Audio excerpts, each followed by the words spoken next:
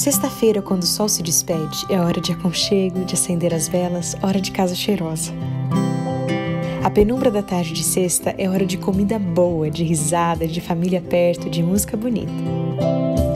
É hora de cantar e de ouvir, de falar e calar. É o momento de lembrar de onde viemos e para onde vamos, de aquecer a alma com a presença do Eterno, que é o Senhor desse dia. É o nascer de um dia e no morrer de outro. É a lembrança, a herança e a aliança que nunca morre. O sol baixando é o sinal, o momento de parar, respirar e viver as próximas 24 horas em completo estado de entrega, com o peito aberto para amar e os ouvidos prontos para ouvir. Esse é o sábado e ele começa no pôr do sol.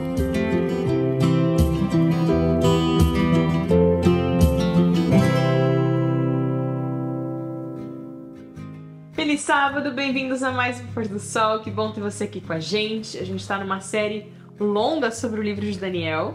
Esse é o nosso 10º programa.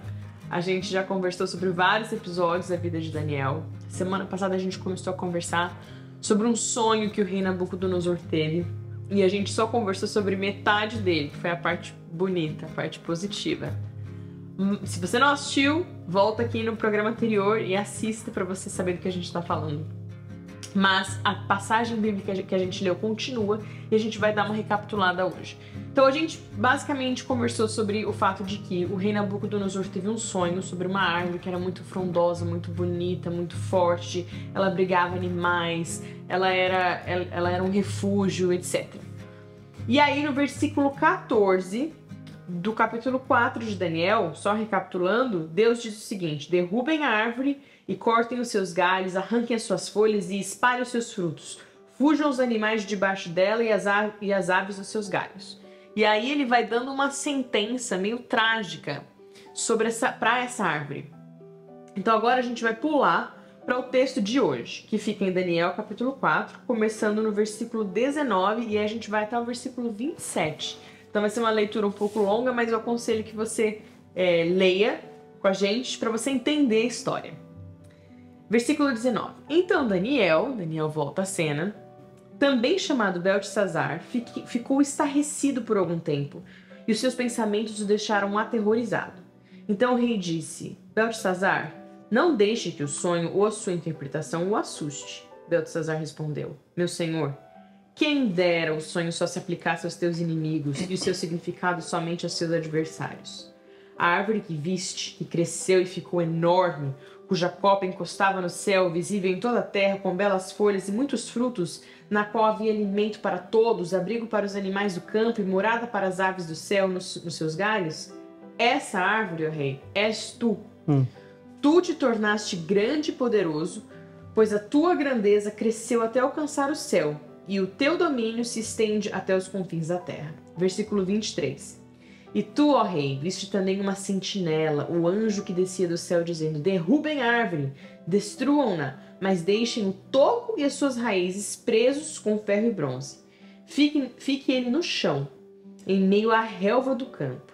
Ele será molhado com o orvalho do céu e viverá com os animais selvagens, até que se passem 7 tempos. Essa é a interpretação, ó rei. E este é o decreto que o Altíssimo emitiu contra o rei, meu senhor. Tu serás expulso do meio dos homens, e viverá como os animais selvagens.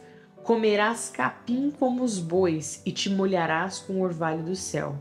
Passarão 7 tempos, até que admitas que o Altíssimo domina sobre os reinos dos homens e os dá a quem quer. A ordem para deixar o toco da árvore com as raízes significa que o teu reino te será devolvido quando reconheceres que os céus dominam. Último versículo 27. Portanto, ó rei, aceita o meu conselho, renuncia os teus pecados e a tua maldade, pratica a justiça e tem compaixão dos necessitados. Talvez, então, continues a viver em paz. Gente, isso é muito impressionante, porque isso foi um mega de um aviso. Quando Nabucodonosor teve esse sonho, ele era rei, ele era poderoso, ele tinha o seu império. E eu acho que mais claro do que isso, não tinha como, né? Assim, tava ali, Deus avisando, vai acontecer isso, você vai perder tudo por causa do seu orgulho, da sua arrogância. O que eu gosto muito também é que Daniel, ele não guarda rancor, né? Esse rei foi o rei que destruiu Israel, que destruiu o templo, que matou pessoas, Daniel. que sequestrou Daniel e seus amigos, que levou os utensílios sagrados do templo para a Babilônia. Ou seja, foi uma época de muita maldade. Daniel viu muita maldade. Mas lá na Babilônia, Daniel, e a gente já viu isso, vocês estudaram com a gente, Daniel entendeu que o que estava acontecendo eram desígnios preparados por Deus, que havia, na verdade, revelado para os profetas Jeremias e Isaías, que iriam acontecer com o povo de Israel. Ou seja, Daniel conseguia separar pecado, problemas de pessoas. Ele não tinha raiva de Nabucodonosor. E ele ficou mal quando ele entendeu. Exatamente. Quando Nabucodonosor recebe esse sonho, Daniel poderia ter falado, finalmente, A justiça de a Deus justiça de Deus tarda, mas não falha. Essas pessoas que fizeram mal para o povo de Deus, me separou da minha família. me separou da minha família, que persegue o povo de Deus. A gente vive hoje também num contexto muito ruim na nossa sociedade, né? Onde a gente percebe que até os cristãos, tem uma certa raiva, um rancor, que a gente guarda isso no coração. Queridos, Jesus chama a gente para amar até os nossos inimigos, aqueles que nos perseguem. O amor é o que vai reconciliar, é o amor que vai trazer o Espírito de Deus a essa terra. Nós somos chamados para ser como Daniel. Olha só, Daniel estava na Babilônia, perseguido, maltratado. Esse homem, Nabucodonosor, fez muito mal a Daniel. Quando ele tem esse sonho, que diz que seria um sonho de juízo sobre Nabucodonosor, ele se entristece. Ele fica, a Bíblia fala, na minha versão, fica estarrecido e aterrorizado por um tempo. Olha isso. Não foi rápido. A gente deveria aprender com essa lição, né? Quem é o seu Nabucodonosor? Quem foi que te fez mal? Quem foi aquele que um dia te traiu, te machucou, que colocou você em situação difícil? Essa pessoa também é filha de Deus. E essa pessoa merece misericórdia. E essa pessoa, quando ela recebe misericórdia de você, ela pode entender sobre o Deus a quem você serve. E quando Daniel fez isso para Nabucodonosor, isso mudou a vida de Nabucodonosor, transformou Nabucodonosor. Não agora. Infelizmente, Nabucodonosor colheu os frutos. Ele teve que pagar para ver. Ele realmente pagou para ver. E o que aconteceu? Ele pagou para ver literalmente. Então, na nossa vida, Deus manda avisos. Ele mostra o que vai acontecer se a gente continuar vivendo de uma maneira que vai contra os planos dele. Lembra que a gente falou da árvore frondosa, bonita? Esse é o plano original. Deus quer que a gente seja o quê? Essa árvore. Essa árvore que dê fruto para as pessoas, que frutifique os frutos do Espírito, que embaixo dessa árvore as pessoas possam encontrar abrigo, conforto, consolo. Esse é o plano de Deus para você, que você seja essa árvore. Mas se você não for essa árvore, se você só está gastando solo, se você só está nesse mundo aqui, fingindo ser aquilo que você não é... E pior, às vezes, se você brinca com o nome de Deus, ou se você acha ter o poder, ter o controle. Principalmente assim, né? Era o caso de Nabucodonosor. Imagina, Nabucodonosor, ele não conhecia esse Deus, ele vem conhecendo a esse Deus. Então a mensagem para Nabucodonosor, por isso que Deus teve paciência com ele, né? Deus vai tendo paciência, ele vai dando sonhos, vai mostrando. E ele faz isso com a gente. Nós somos árvores que deveriam estar frutificando. Mas quando a gente não frutifica, Deus vem e poda. Não para matar. Para salvar. Olha só o que ele fez com Nabucodonosor. Ele não tirou a vida de Nabucodonosor. Quando Deus manda juízo, ele não faz para que você fique machucado. Deus não permite que nada venha à tua vida que não seja para a tua salvação.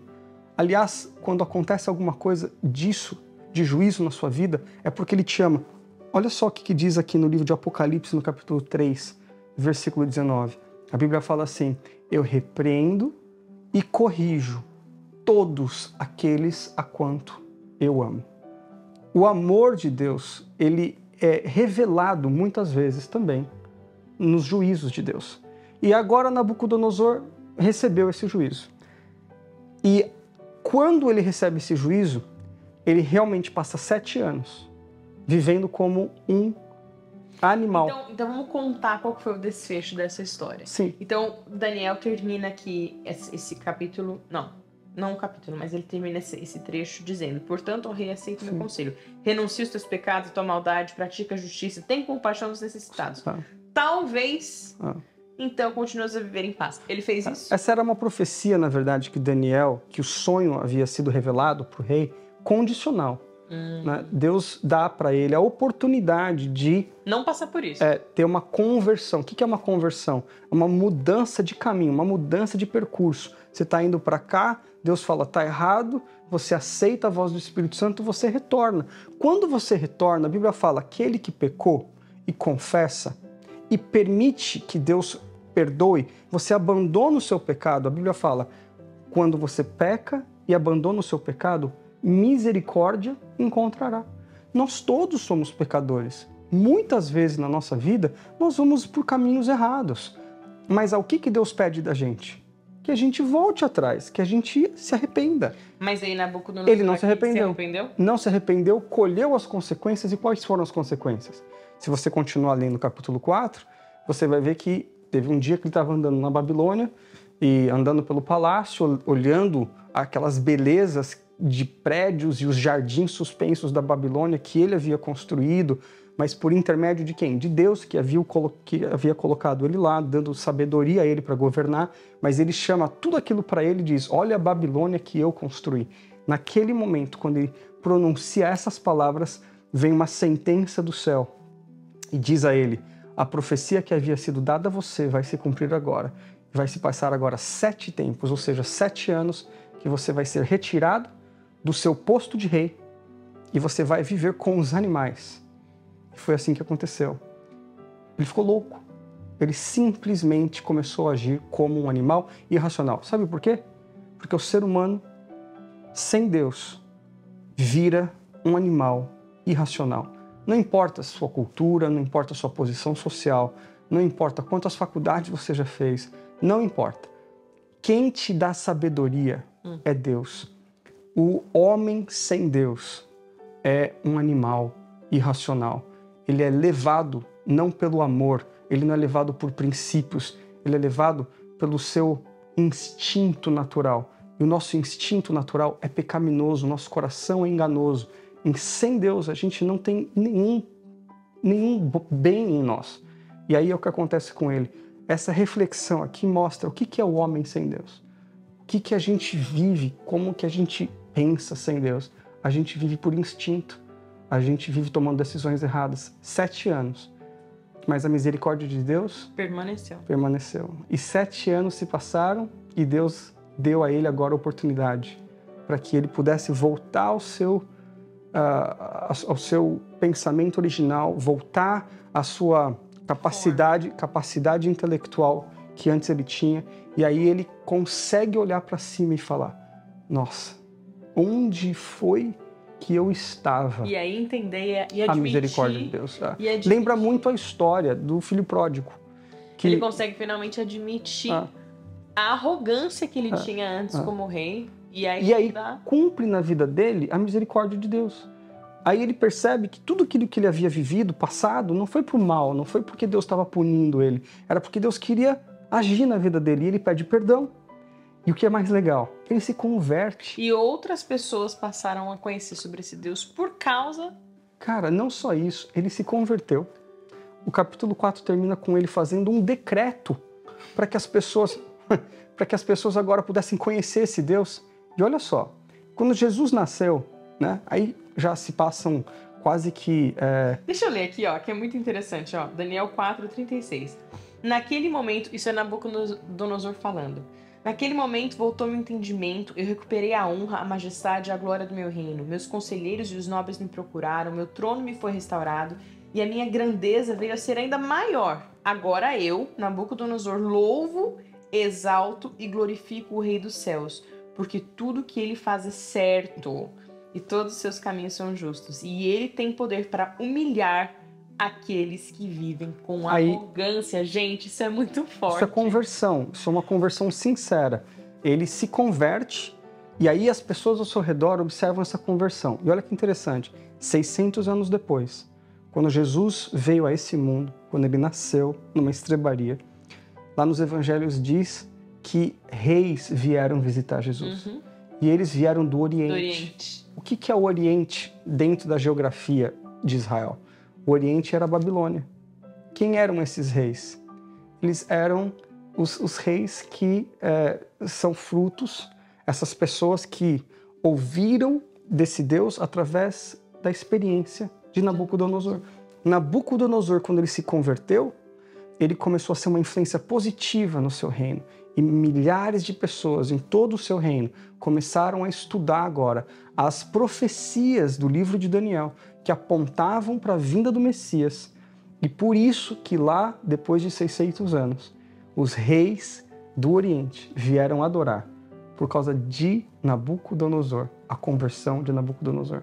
Eu não sei qual a sua história, o que você já aprontou na vida e o que Deus teve que fazer para trazer você, ou talvez esteja fazendo para trazer você para os caminhos dele.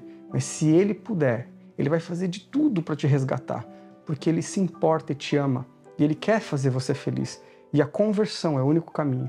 Mudança de rumo, mudança de hábitos, pedir perdão dos pecados, abandonar, e Deus vai ter misericórdia de você e fazer através de você o que ele fez com Nabucodonosor.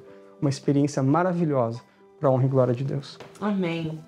Que o seu sábado seja uma bênção, uma mensagem forte essa. Eu espero que ela venha de encontro com suas necessidades. Que a gente sempre se lembre que Deus é o provedor, é aquele que nos dá sabedoria, que nos dá tudo que a gente tem. E que o seu sábado seja abençoado, seja feliz, se você estiver sozinho, se estiver com companhia, com família, com amigos. Que seja um momento de consagração, de lembrança de quem é o nosso Deus Criador, nosso Deus que ama o que é belo, que nos deu esse dia de presente santificado para que a gente se lembre dele. Vamos ver? Vamos. Senhor Deus, obrigado, porque através da história de Nabucodonosor a gente consegue enxergar a nossa história. Muitas vezes nós erramos, muitas vezes nós nos desviamos. Nós que fomos chamados para sermos árvores frondosas, muitas vezes nós não damos nossos frutos, não estamos enraizados em Jesus, erramos e pecamos. Mas o Senhor misericordioso sempre nos dá uma segunda chance, assim como o Senhor deu a Nabucodonosor. Que o Senhor possa abençoar a cada um de nós nesse sábado e que possamos nesse sábado procurar o Senhor em arrependimento para que os nossos caminhos se convertam e que a gente possa ter uma experiência viva e real com o Senhor. Em nome de Jesus. Amém. Feliz sábado. Feliz sábado.